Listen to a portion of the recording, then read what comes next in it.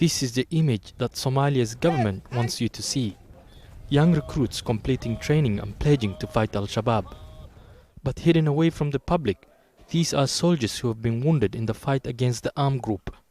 They are struggling to make ends meet.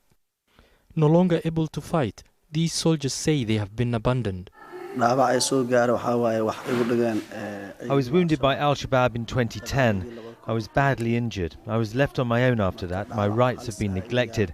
I paid for the hospital bill myself. They stopped paying me after I got injured.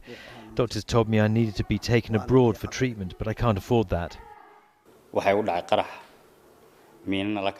day I was injured was the last time I heard from my seniors. I was not able to walk for more than a year. My wife left with the kids because I could not provide for them after I was injured.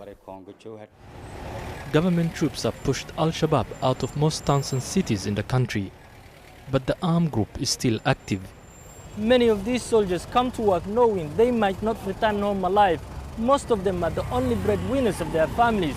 They say they know they may not receive their salary at the end of the month, but these soldiers tell us they do it for the love of their country. No one knows the number of soldiers killed in the fight. Many families say they have been left on their own. No one even came to check if he had a family, let alone send condolences. If my husband was one of the African Union troops fighting in Somalia, we would have received not just condolences, but also a big financial compensation. Because he was a Somali soldier, no one cares about him or others like him. But the Somali government denies it has neglected its soldiers.